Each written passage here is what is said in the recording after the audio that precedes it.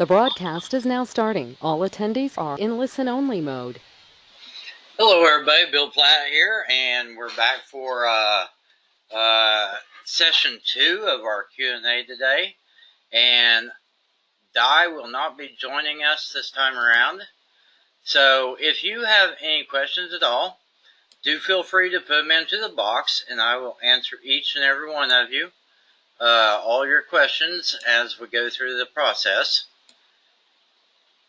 But the primary reason why we did this, we wanted to do, first off, let's make sure that everybody can hear me.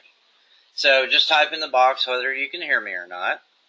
And let me know if you can see the pink image on the screen.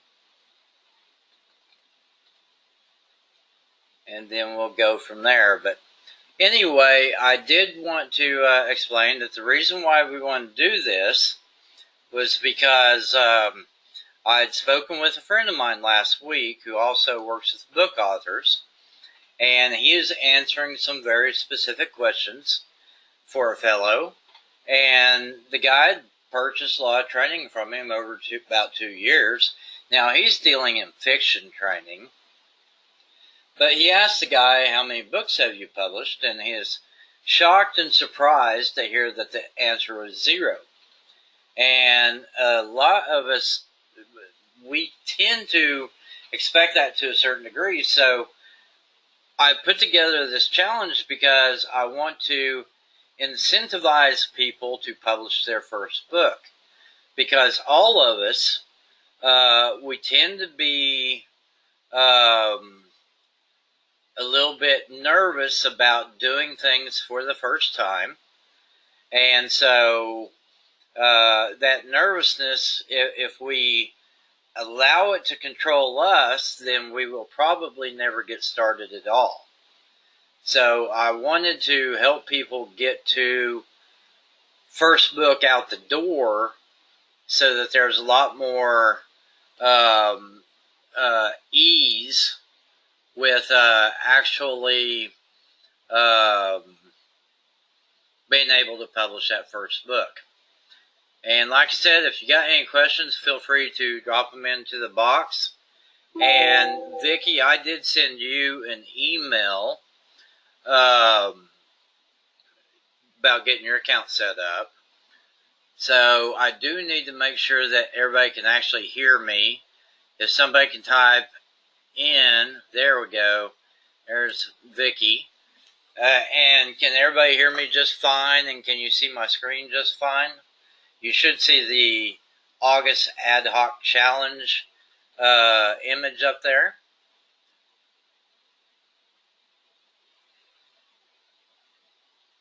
Okay, so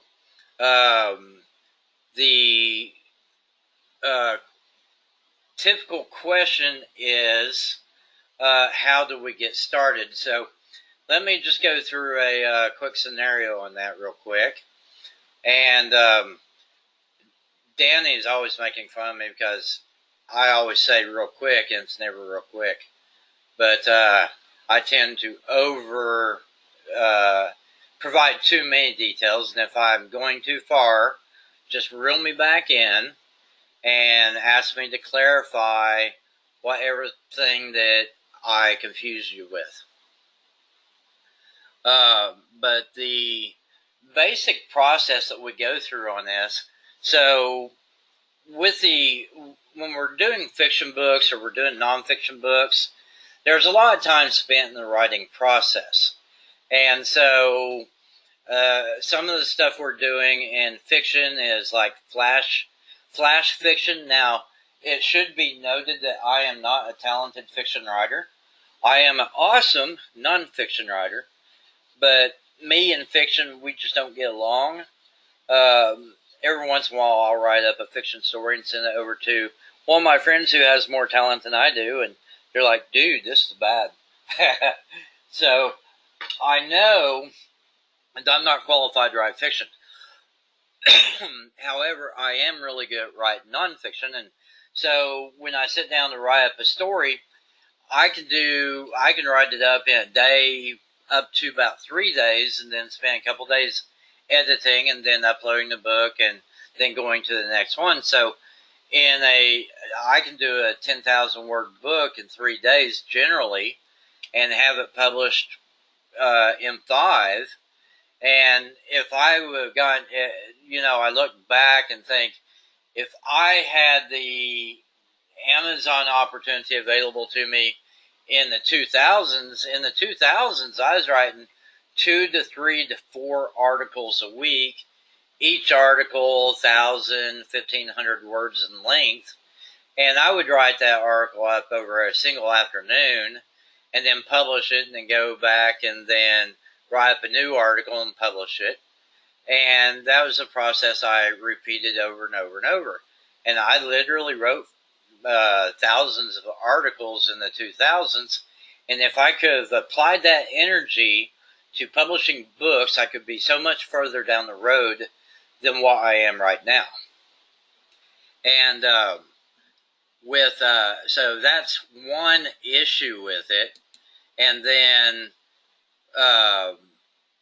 so when we're writing a book, it takes a little bit longer. When we're publishing a journal, it doesn't take nearly as long. And so basically, once we get a concept in our mind of what our journal is going to look like, so for example, you do a 52-week planner.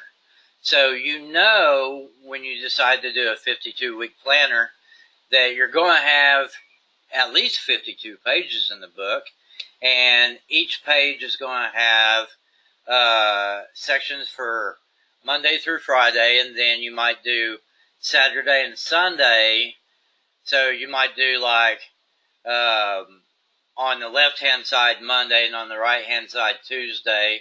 Then directly below that Wednesday and Thursday, and directly below that Friday. And then where Saturday would go, you might put a slash through that extra box and call it Saturday and Sunday for the average person who uses a planner. And so once you decide how you're going to structure it, you simply need to build the page that you're going to repeat throughout the course of the entire book. So you've got one page of content, and once you design it out and you put it into an image format, that it makes it just so easy to go back and add 52 of the same image to your book manuscript, and then put a title page and copyright page within that book, and now you've got a book manuscript ready to convert to PDF to upload to CreateSpace or to KDP paperback. Okay? So that's what we're doing. The most difficult part of it is understanding how you want to put together your book. Okay? Once you understand what you want out of that book, and one of the videos I did in the Facebook group to kind of help people better understand is kind of a tongue-in-cheek joke, but at the same time, this is actually a product I'm going to develop as soon as I sit down and put it all together. And I called it the Beached Whale Journal. So you're walking along the beach and you see a whale on the beach and you want to push it back in the water, and that's my tongue-in-cheek description of it. And I told my wife about it, and she recommended that I told her I would actually get a picture of a beached whale and put that on the front cover. And she said, you ought, and because she's as twisted as I am, she suggested that I get the beached whale and then get a picture of a fat woman and hide her behind the beached whale. And I thought that was really funny. But so with the Beached Whale Journal, it's a simple concept book where each page has 4 boxes, and those boxes are what I ate today, what exercise I did today, what is the state of my current health, which would be probably maybe how many pounds I am today, and if somebody's motivated that way, maybe my blood pressure for today. And generally, I felt really good this day, or generally, I felt really sluggish this day.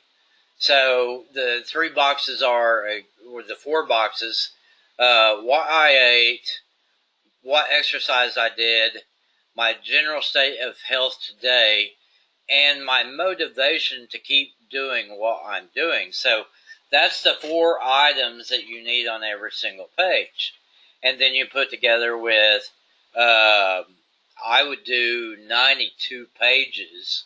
So it's like a 90-day journal or a 3-month journal, because if we say it's July, August, and September, that's going to be 92 days. So that's the most that's going to appear in any 3-month window. So I would want to have 92 pages in it. And it'll be 92 pages of content, plus I'll have the title page, and I'll have the copyright page, and then I'll have the About the Author page at the end of the book. And the About the Author page is really, very simply, it's why you want to buy more books from me and how to find my other books that I've written. And like I was discussing in the video this morning, like one of my pen names is Whitetail Publishing, in reference to the deer. So I bought the domain whitetailpublishing.com, and if you type that into a browser window, it will automatically redirect you to a my author page on Amazon. So let me show you real quick. I did not show this in the first video, so now when I type in the Whitetail Publishing, it takes you to the Whitetail Publishing profile on Amazon, where people can see all the books that were written. Now, let's see. Yeah, I'll answer that in just a minute, Vicki. So, like the first one here. Now, here's something interesting about these author pages when I set up. When you look at it and you see that slider at the top of the page, the way Amazon lays this out is interesting to me, because we can tell a lot about the books attached to a particular pen name when we pull up this page, because they order it in the natural order of the page, the listing of the book. It's not in the order they were submitted to the website, but oh, you can't see. Okay, hang on. I see I made a mistake. Hang on there. Let me make sure that you're seeing what I'm seeing. There we go. So let me go back and show you. So I type in, can you see it now? I assume you can. Let's see. You see the Amazon page? Okay, great. So what you do is you type in whitetailpublishing.com and hit enter, and then it takes you right to this page on Amazon. So what's in the slider here is it's not organized by when I upload the book or when I publish the book. It's organized by which books are selling best. So when you look at this page and you see The Ugly Scottish Cow, and I think it's funny that I think it's ugly. Maybe it's not, but that's my best-selling book under this pen name. And then my second best-selling book under this pen name is The Painted Pony. And then this little dog here. And forgive me, I don't know what breed of dog that is right now. Let's see. So that would be the Australian Shepherd. Okay? So all these books here, these are a wide rule notebook. The only thing that's inside these books are lines on page, okay? So it's got a title page, it's got a copyright page, and it's got lines on page, and it's got 100 line pages, and then the very last page of the book is more about this pen name. So on the about this pen name, it basically says, it gives a brief biography of the pen name, which is this right here. I've got posted right here inside the Amazon thing, and I set this up with Author Central. So Brian and Beth grew up on their parents' farms and both spent nearly every fall and winter hunting game on the farm. So I build a story around my pen names. And because I want my pen names to be, for anybody who comes to this page and they are reading this profile, I need them to come away from this page feeling like these are real people with real lives and lives that they can empathize with and lives that they can appreciate. So I've also got the pictures here. I've got the two dogs and the deer. And the theory behind this is these are the dogs owned by this couple.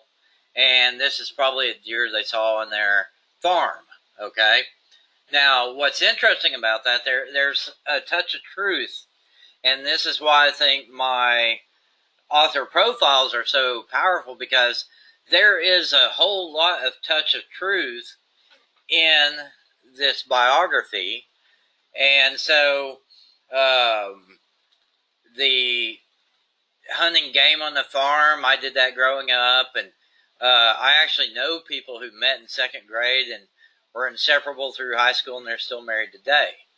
And after high school, both attended Oklahoma State University, which is right down the road from my house.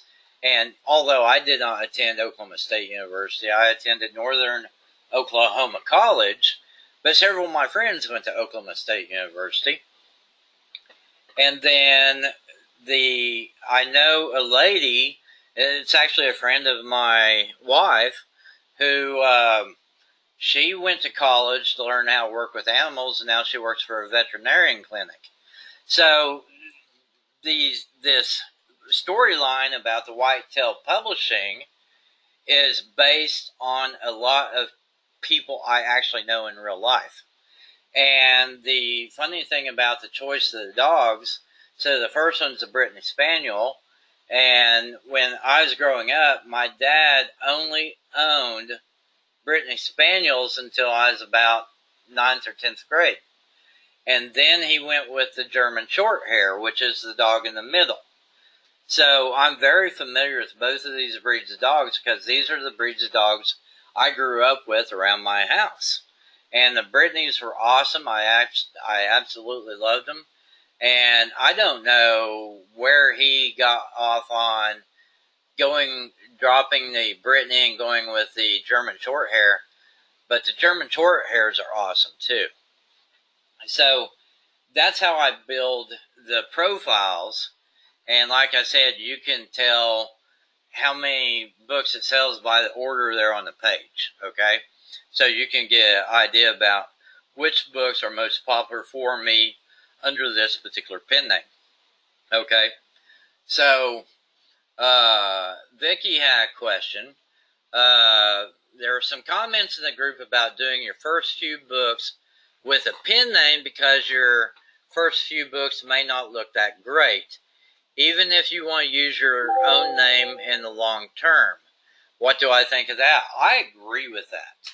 And the reason I agree with that is because even myself, a lot of what I can tell you is based on personal experience. So when I first started writing, I would write articles, and if I was confident with the article that it would be a really good article, I always put my own name on it. If I wasn't confident with the article, or it was an article on a topic that wasn't my specialty, I always used a pen name. And by 2010, I'd published under 24 pen names. Part of it's because I have diverse interests.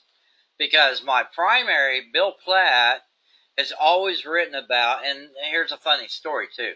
So Bill Platt has always written about how to run an online business. Okay. And I'm also a history nut. And so I started writing some articles in, I believe it was 2004, on history.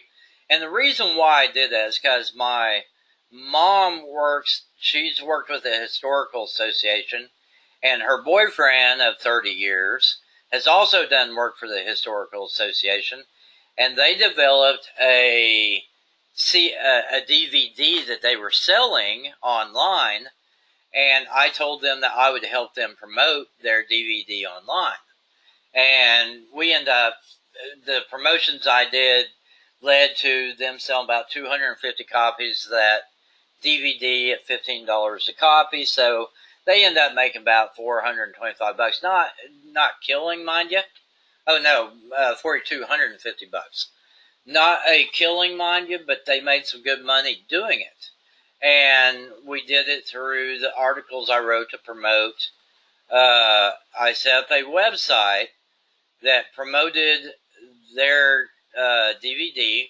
Then I wrote articles to promote the website. So I was publishing history articles, and some woman sent me an email, and she said, I pay attention to you, Bill, because you write about how to run an online business, and I really appreciate the work you do, and I really love your writing style, and I'm really focused and intent on paying attention to what you share with us. But if you keep writing about history, I'm going to stop following you. And from that day forward, if I wrote on a non-business topic, I always wrote under a pen name. So when I'm writing about history, I'm writing under a pen name. If I'm writing about economics, I'm writing under a pen name. If I'm writing about parenting, I'm writing under a pen name. If I'm writing humor, I'm writing under a pen name. So that's basically how that breaks down, and that's how I got started doing seriously the pen names for myself. But then I also set up different websites. So I had my main website, and then I had alternate websites. And so I would do, if I changed websites, I changed pen names. Because my pen name, Who Writes History, doesn't necessarily, even though you might assume that people have multiple interests, you will also assume that the guy writing about history probably doesn't know much about, and this is what's funny about people. Even though I write about online business, people assume that I wouldn't know anything about history, or they assume that I wouldn't know anything about economics, but I'm a nut. I'm a nerd. I love science too, astronomy, but I never write about astronomy because I'm a student and not a teacher when it comes to science. I'm not good enough to teach people science, but I love consuming that kind of content. So the pen names, I started doing pen names. Every time I changed domain name, I changed pen name. Every time I changed topic, I changed pen name. So by 2010, I had 24 pen names. And I'd written thousands of articles under my name or under my pen names. So that's how I got started with the pen name. So when I made the transition to doing books, it was just a natural move for me to go ahead and go with pen names. So when I write about business, I write under Bill Platt. If I write, and so Bill Platt writes about business and he writes about writing books, okay? So, but if I've got a book on Amazon, in a previous lifetime, I worked as a private investigator. Back in the late 80s, early 90s, I worked as a private investigator. And I could tell you some stories, but I'm not going to. But one of the things that we did was the guy I worked for ran an agency, and he ran about 15 of us who were doing the actual investigative work. And as you can imagine, we had a lot of cases that were related to cheating spouses. And so one one of the funny stories about that was a buddy of his, a buddy of my boss, asked him to watch his girlfriend because he thought his girlfriend was screwing around on him. Now, he's married himself, but he's worried about the girlfriend screwing around. So we followed the girlfriend around for like a week. And then we caught her at a motel with some guy, and we got all the photographic evidence. And then when we got the pictures processed and got them to the boss flipped.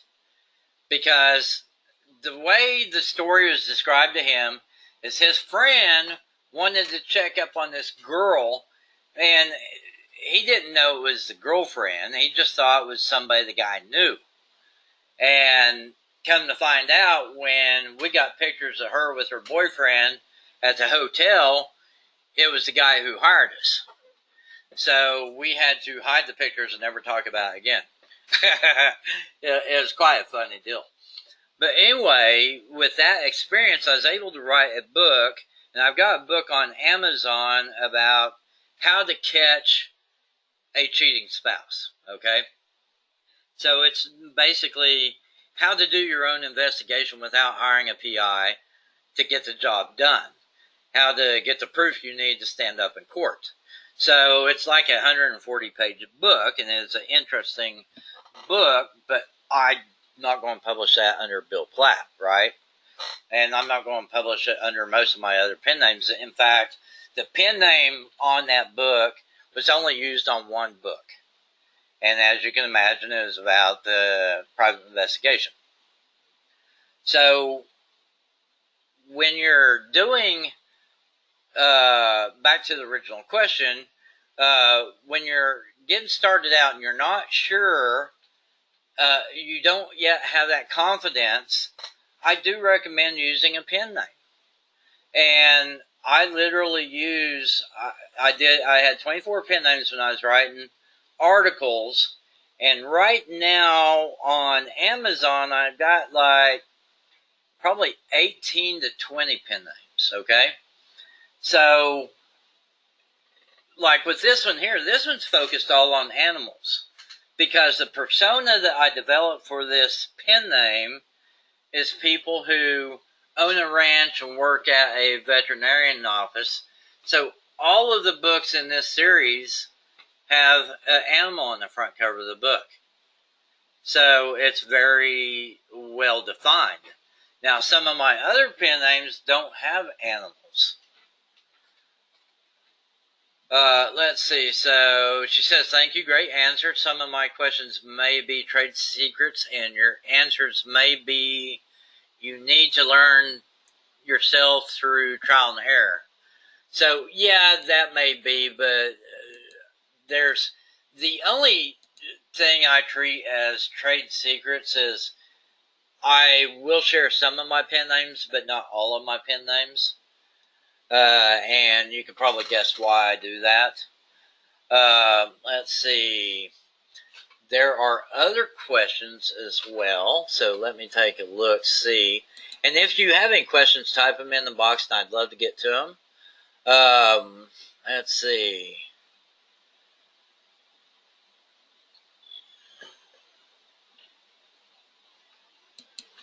So basically, on that pen name, it's just a matter of your comfort level. So when I first started writing books for book authors, I'm kind of a perfectionist, so which is embarrassing sometimes because it prevents me from doing what I know I'm capable of doing. So with the in the early stages, I would produce about 2 products a year, 2 training products a year. Now, a couple of years ago, I was producing about 2 a month. So I put out about 26 in 1 year. And this year, I'm capable of producing a lot more than I do, but I don't put out as much as I do normally, and it's because life's been a little bit upside down for like the last year or so. So that's impacted my productivity. And so every time I get on the phone with Di and we're talking about something, she's always pestering me about, well, you promised me that you would do a product a month and you're not doing that. So I got to kick you around a little bit. Okay, so what are my thoughts on pricing of journals and diaries? Do I have rules of thumb for different sizes, or just do research on what other people are charging? So the answer is yes, on all the above. And so I do have formulas I follow. I do have specific price points I use, and I reach some of those prices by research and some of them by gut impression. Now, this pen name here is only priced at $6.95. All the books are $6.95, and I think there are. Let me scroll down here. I think there's like 50 books with this author.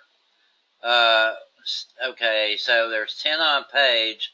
So there's about 60 plus, between 60 and 70 books attributed to this pen name, and they're all priced at $6.95. Now, I do have other pen names also published at $6.95, but that is a rarity and not a commonplace thing. My biggest pen name under the journals is, and I'm not going to tell you what the pen name is, but I will tell you about the pricing structure. So on that pen name, I have over 600 books, and the lowest price book of the lot is $4.95, but I've only got 2 books at $4.95. And then I got about 2 books at $5.95. And then I got about 200 books at $6.95. Then I've got like 12 books at $8.95. I got another 12 books at $9.95.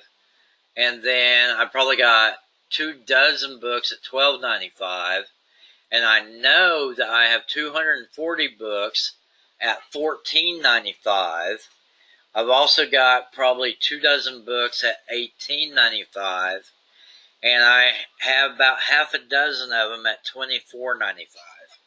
So there's a wide range, over $20 spread in prices. Now, it comes down to how much value does the customer see in my book.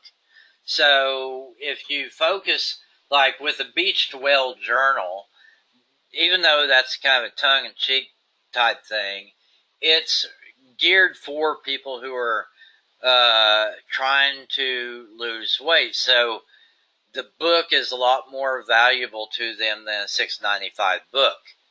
That book is easily worth $9.95. Most likely, I'm going to put $18.95 on that title. Okay. These books of this type, which are advertised as wide rule notebooks, they're going to have a lower price point on them. I've got them priced anywhere $4.95, $5.95, $6.95, and $8.95 with the wide rule notebooks. So it comes down to customer perception of the product. So if I am advertising it as a wide rule notebook, then that is just blank lines on a page, I'm not going to put a big price on it, because they can generally go down to the store and buy a 3-ring binder notebook for about $4. Now, the books I'm selling here on Amazon, they've got instead of being a spiral, they are perfect bound, so it's a better quality book, and it's also a little bit better paper quality than the spiral bound notebooks that we get at the store, the 3-ring binder. notebooks. So the three ring spiral notebooks are generally 40-pound paper. What Amazon publishes are 60-pound paper. Okay, so it's a bare paper quality, and then it's got a perfect bound with the glue on the spine instead of the spiral on it, and cheap spiral at that. So the perceived value of these books is a little bit more than that of a spiral notebook that we buy for $4. So I put a little bit higher price on it. But I do price, like I said, I did price a couple of them at $4.95, primarily because those are individual books that I thought would do really well. And ironically, I haven't sold a single one of them at $4.95.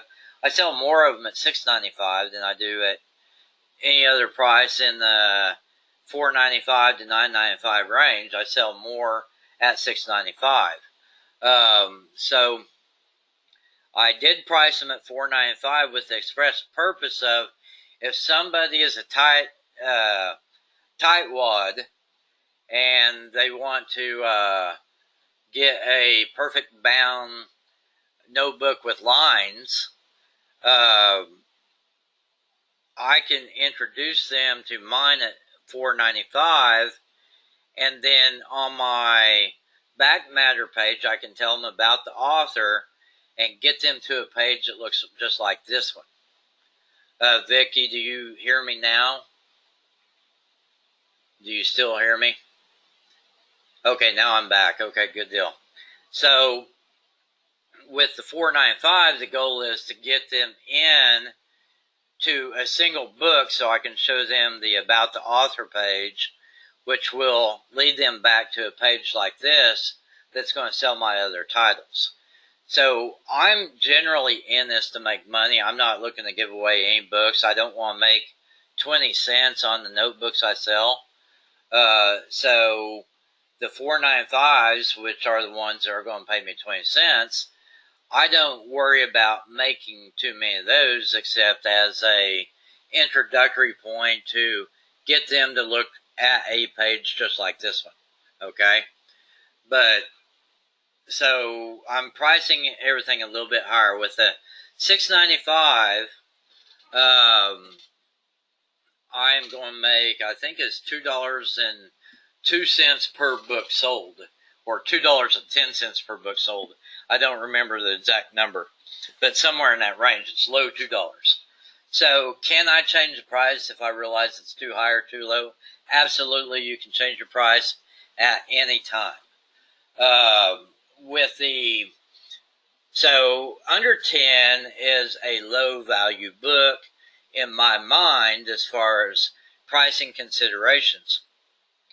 The recipe journals, and I've got a whole bunch of recipe journals, and they're built on the premise of, hey, your family has favorite family recipes.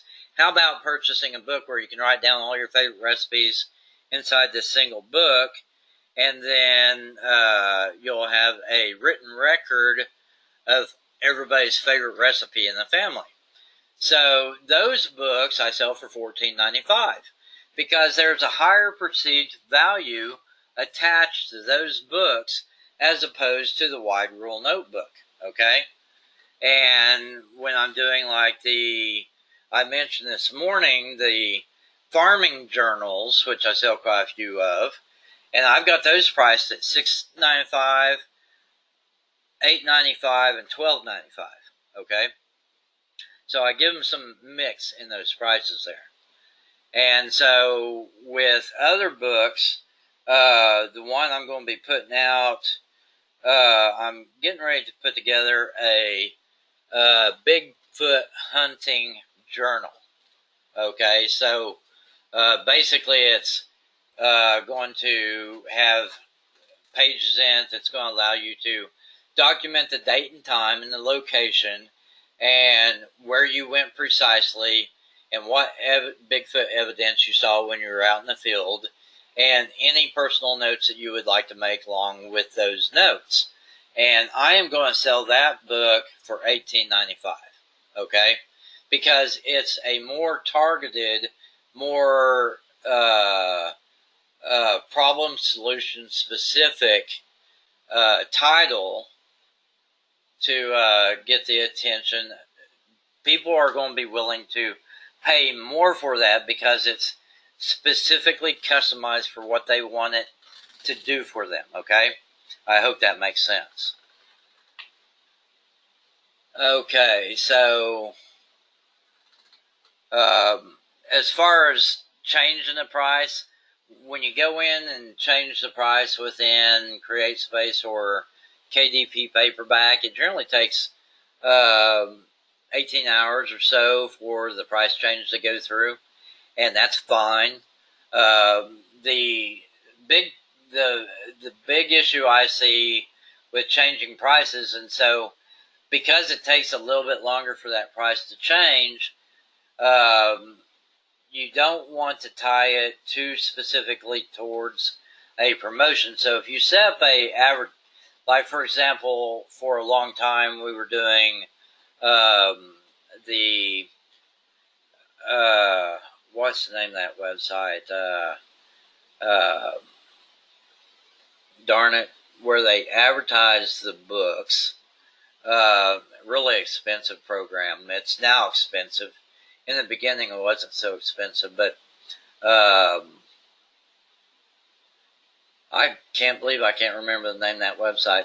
But anyway, they're a program where they advertise discounted books, and so if you're doing a promotion with them, you're paying anywhere from $300 to $3,000 to run an ad for your book, and they require that your book is sold at a discount while the ad is running.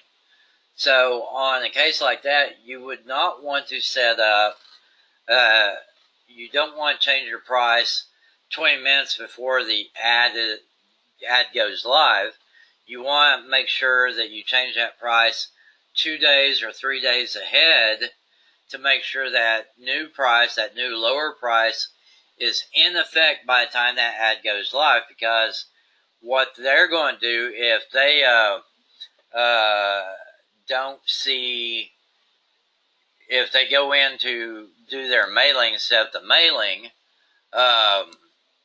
they're going to,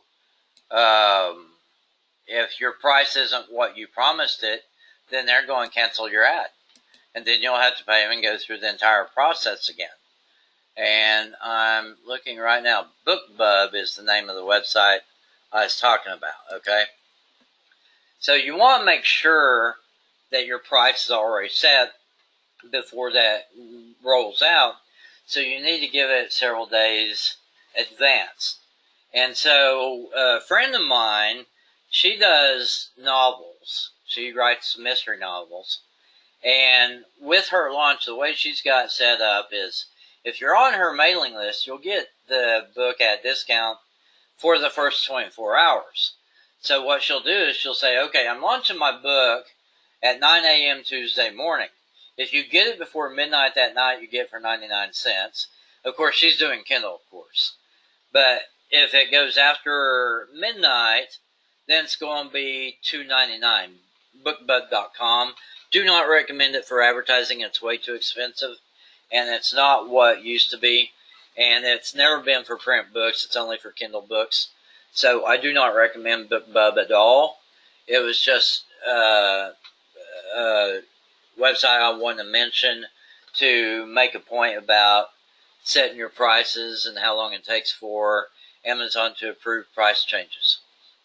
So in her case, she says 99 cents for the first 24 hours. And if you buy after midnight, then she can't guarantee that you're going to get that 99-cent price again. But what will happen is she'll set for 99 cents for that first 24 hours. And then Tuesday night at midnight, she'll go in and change it. And somewhere between Tuesday night at midnight and the following midnight, the price will actually change. Okay? So, even though she says you've only got 24 hours to get 99 cents, you actually usually get about 36 hours at 99 cents before the price change actually goes into effect. Okay?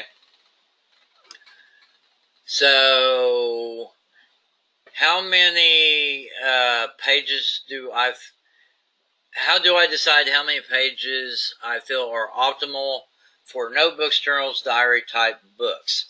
It really depends on the focus of your book. If I'm doing like the Bigfoot journal, the Bigfoot hunting journal, I'm probably going to do 90 days. So we can do like, and then if it's a weekly planner, then I'm going to do 1 year, which is 52 pages instead of 90 pages. Okay? If I'm doing a daily setup, it's probably going to be 60 or 90 days. If I'm doing a yearly thing, it'll be 52. And then I might even break down by months, so it's going to be 12 or whatever. And so it's really the page count's determined based on how I am presenting that book to the audience. Because I want them to feel that however many pages I put in that book, that they're getting good value for their money. Because that's why people buy. They buy the book because they like what we're offering to them, but they determine how much they're willing to pay for that based on the value, the perceived value that they believe they'll receive from that book. So, like the wide rule notebook, that's an under $10 product every time because people make because I have wide rule notebook in the title, they're thinking about the spiral notebook we buy at the store for $4.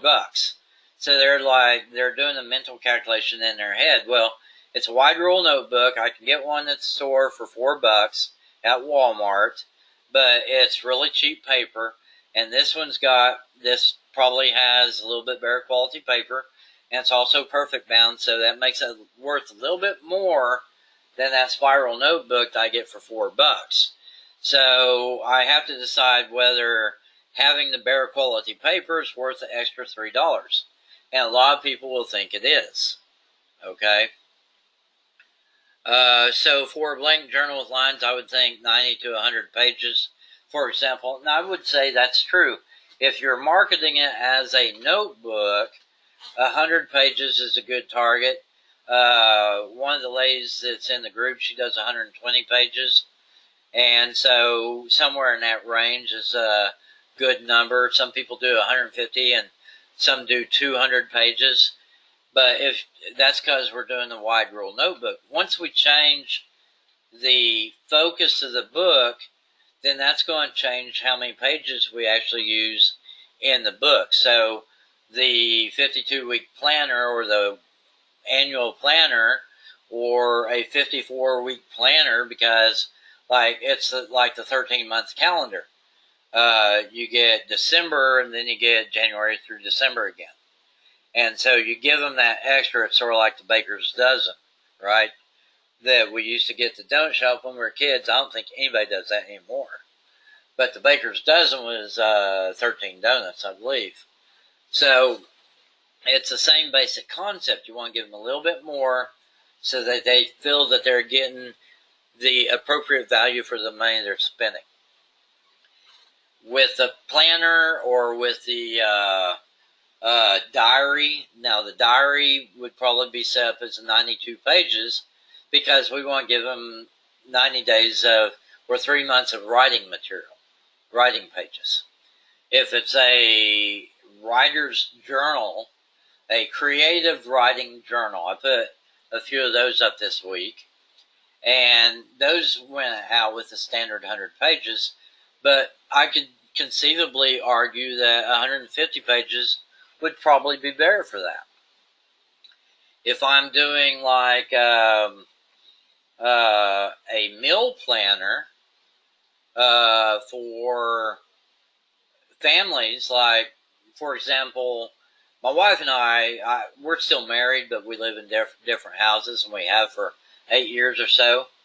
But the kids will spend the weekend at my house on one weekend, and the kids will spend the weekend at her house on the following weekend.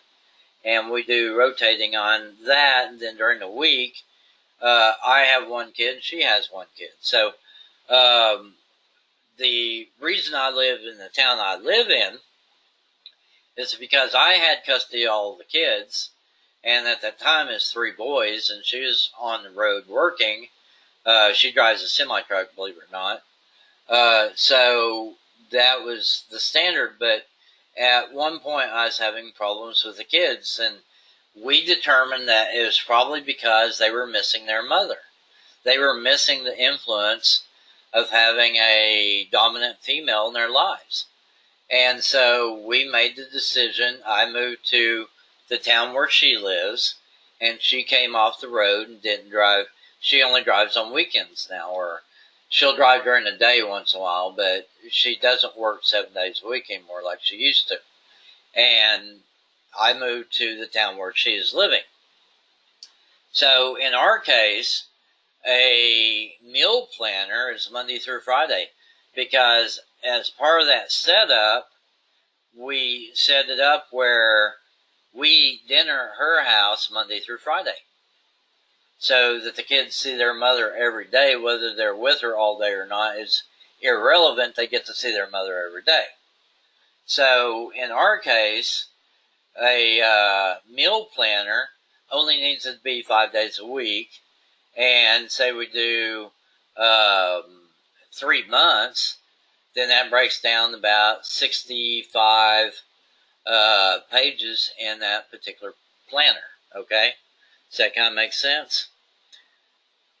But okay, can I say something about how I keep track of all my books, sites, pen names? Often when I start a new venture, I just jump in, and suddenly I have so much stuff, and I don't have it so organized, and it becomes onerous to organize it all. So as I get started with this book publishing thing, I want to start out organized.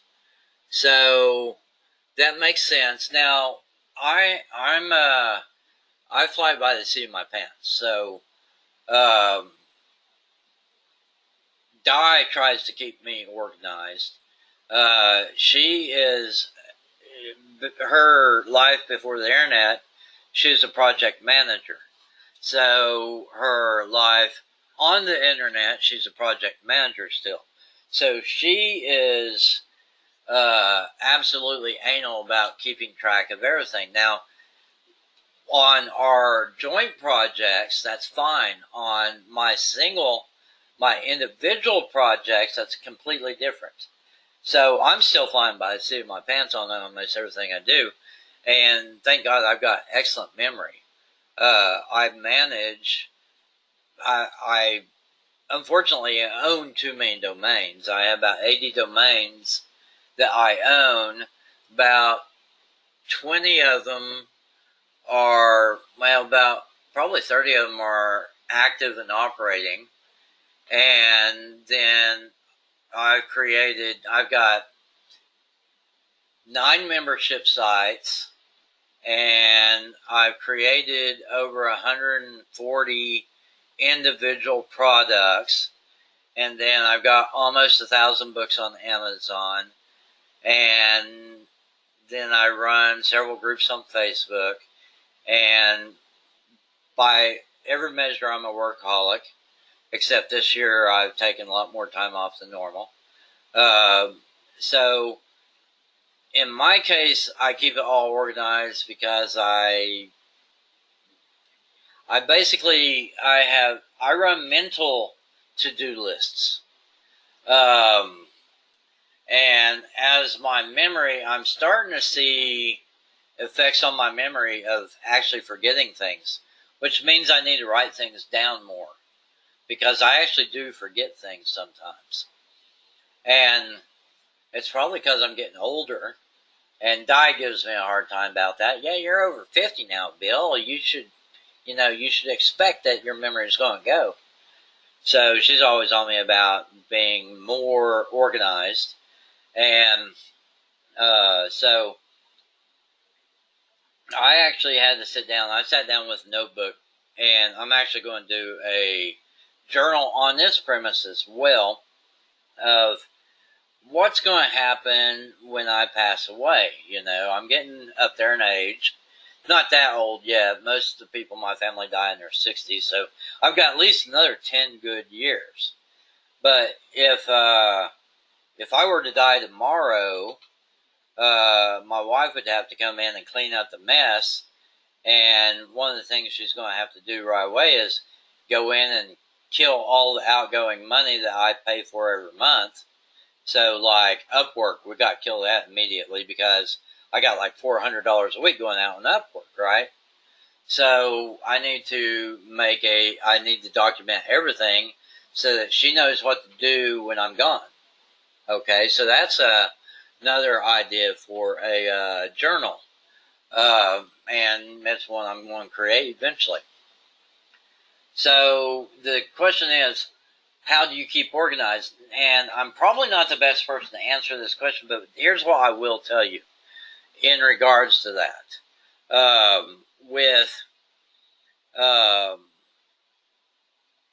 You do not want to spread yourself too thin. And I've done that before, and I spread myself thin, and then I consolidate. And then I spread thin, and I consolidate. And it's a ongoing process. And so I will go through that entire process, and like about twice a year I go into my domains, and when I'm going to go buy, I'll go in and buy 4 or 5 domains with plans on doing something with each of those domains, and then I don't follow through. So then I come back in 6 months and I have about 20 extra domains. So I have to turn them off so they don't renew because I haven't used them in 6 months and I probably won't. So why lie to myself and why keep paying that money for those domain registration fees? And that adds up, we're talking probably another $500 a year if I'm not using it. I'm just pissing it away. Okay? The thing is, what I do to keep organized is I may have 800 plus books on Amazon, which I do, but those are spread across. Now, on the Kindle side, I have about 18 pen names, okay? Just guessing. I don't know. I haven't counted in a while. But with the Kindle books, I'm not too worried about tracking everything to a domain. But with the journal business, every pen name has a domain which redirects to a page that looks just like this one. Okay? So, I want to have a publishing company that publishes specific types of journals, and one publishing pen name will have 50 books or 100 books or 500 books. It doesn't matter. My smallest count pen name, except for the Catch Your Cheating Spouse, that's in Kindle, so I don't worry about it. But on my journals, my smallest count pen name has two books. And one of them's actually on Kindle, and then the other one's a journal. So the Kindle book promotes the journal, and the journal promotes the Kindle book. And so that one's really limited, but the rest of them have dozens of books behind the pen name. And I don't want to create too many pen names because every time I create a pen name, I create a domain. So I don't want to spread out and add too many domains because I don't want to become unwieldy again. And one of the things, like, where I have the biggest issue is, like, with the domains. I got fictionplots.com, and instead of building all of my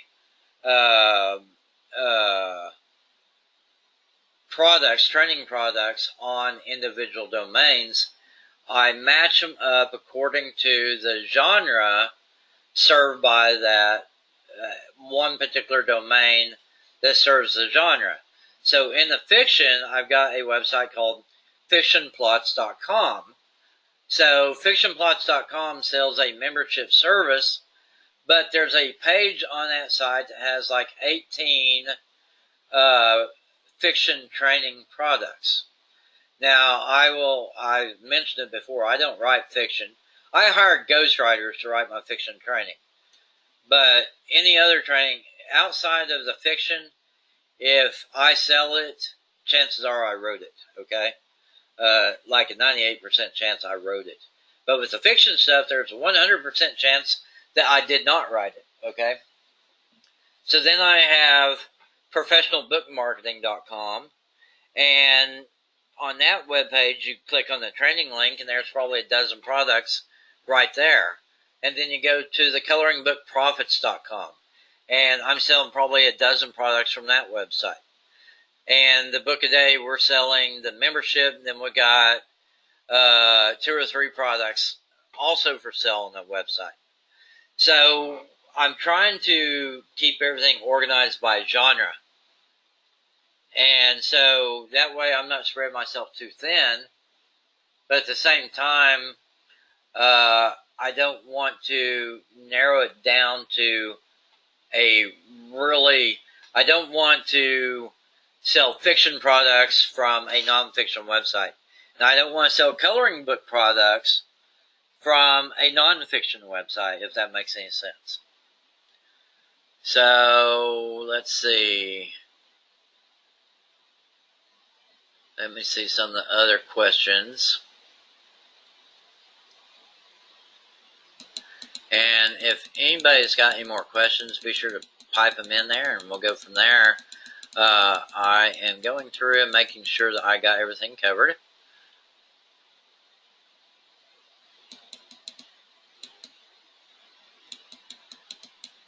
Okay, Gail asked about writing a title and description for a book, and that in itself is a big topic. So what I'm going to try to keep it short because I could go 20 hours just on this topic, because this is where my nerd stuff comes to light. So I'm big into influencing people to buy my products, right? So I'm also motivated to get them to buy my books. And so there's a whole lot of, it's mostly strategy and understanding why people buy and who is most interested in buying your book, and then presenting the information to them in a way that is attractive to them. So, like with the people buying the Highland Cattle book, they love the way this cow looks. Don't understand it. I think it's an ugly cow, right? But there's 2 considerations here. One is you have to have the right keywords in there that people are going to be searching for to find your book. So maybe they type in cow notebook. I want my book to come up when somebody searches for cow notebook. And maybe they type in Scottish Highland cattle or cow, and they find my book, okay? And I know if you type in the Scottish Highland cattle, there's only like 4 books on the entire Amazon that comes up, and mine's just one of them. And so the keywords affect discoverability. Your title draws people to click the link to learn more, and then your description sells the book. So, and the book cover itself affects how many people click the link to learn more about the book. So we want to have the keywords in there, and the only thing, as from a search criteria, the only thing that the Amazon search engine looks at, which is a9.com if you want to dig into the nerdy side of it, but they track the title, subtitle, author name,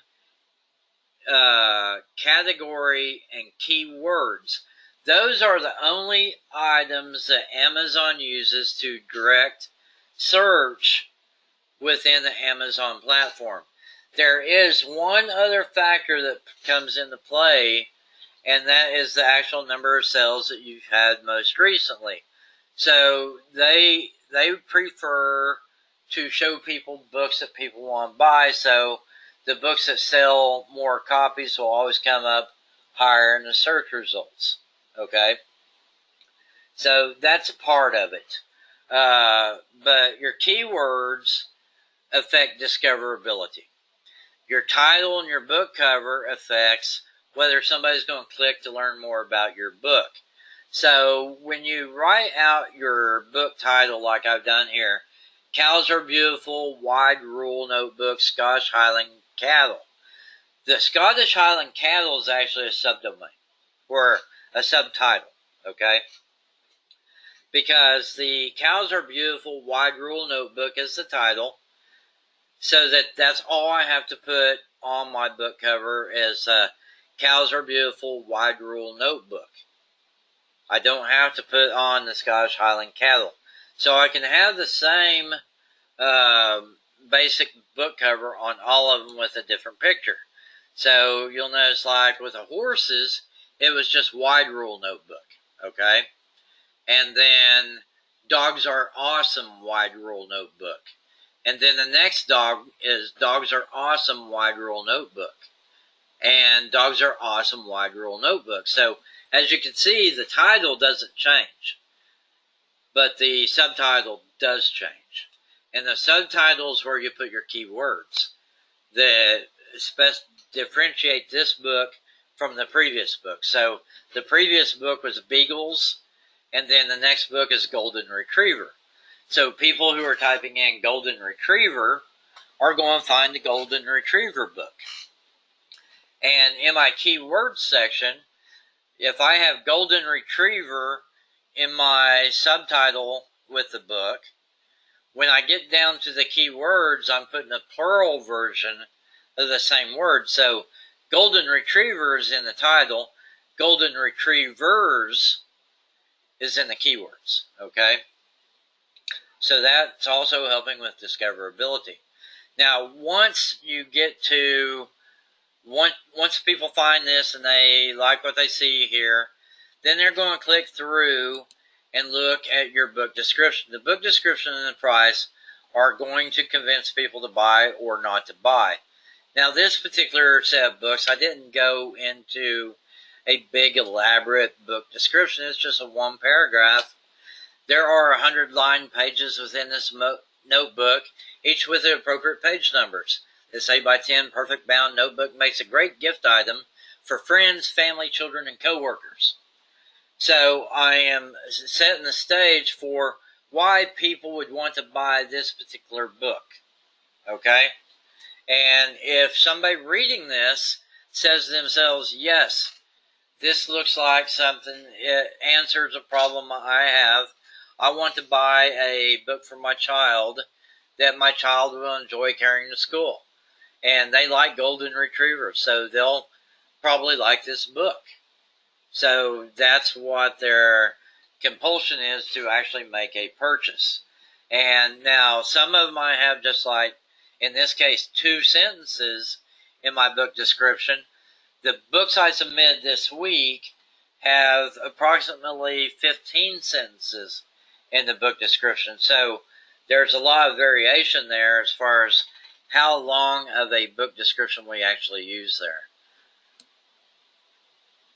Hopefully that does A9.com. So the nerdy site for looking at how Amazon search engine works is A9.com. And I'm sending it out as a comment to everybody. Let's see. And I know that there's one more question I think I overlooked before, so let me get up there and find that.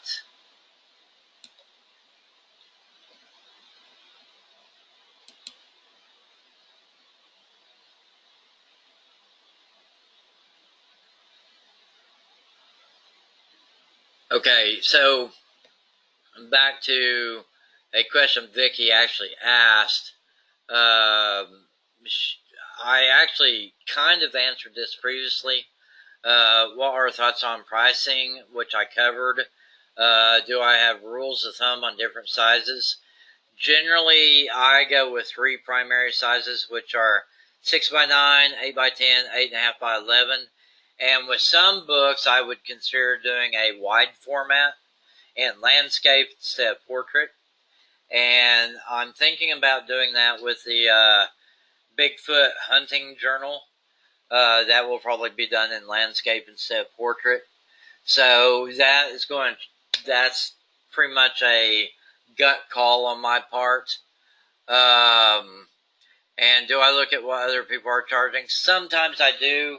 I want to get a general idea of what people are doing, but I also understand enough about sales that if I can frame my book in a way that makes it more valuable than my competitor's book, then I can charge a higher price than my competitor, okay? So I'm all about making the most amount of profit I can make. And if I see an opportunity, if I go in and the average book is $8.95, and mine has not only mine's a better quality book, but mine also has a more specified call to action or a reason to own my book is more convincing or whatever, then I won't charge the $8.95. I'll probably charge $12.95 or $14.95. So there's a lot of factors that go into it, and some of it's based on what other people are pricing their books. But what other people choose is just a benchmark. It's not a Bible for me to follow. And so if I also look at which ones are the best sellers in the niche. So if I look at a particular set of books and they're selling for the $6.95 pricing, I'll be honest with you, the $6.95 pricing I'm using on a lot of these books is based on somebody else that is selling a lot of books at $6.95. But her books are strictly wide rule notebooks, and when I do the wide rule notebook, I'm matching her on price.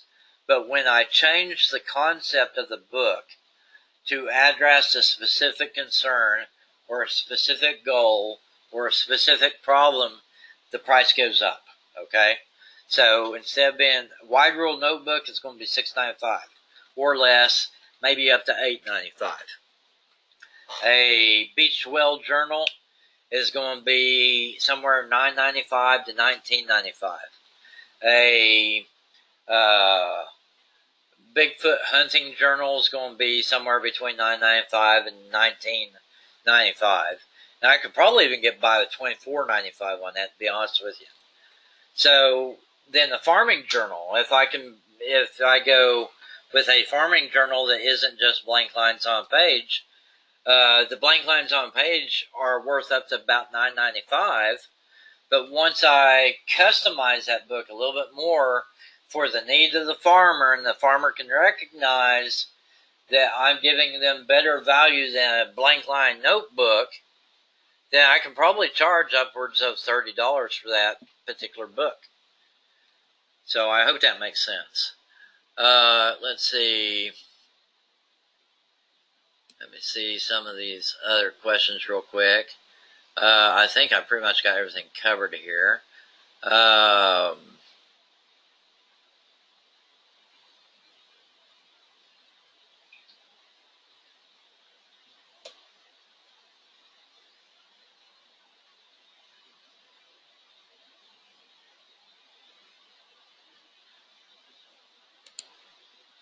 Okay. So, I think that's the last of the questions. If anybody has any more questions, go ahead and drop it real quick. Otherwise, I'm just going to cut this one. And do remember, I have one more of these Q&A sessions this evening in about 5 hours' time. So if you don't get your questions in at this time, you can come back by in about 5 hours. And we're going to do this one more time today. So yes, and thank you folks for coming. I appreciate all the questions you submitted. For me to provide better content, I need better questions, and y'all have done a really good job of providing good questions. So I want to thank you for that. Yes, Tara, and thank you for coming.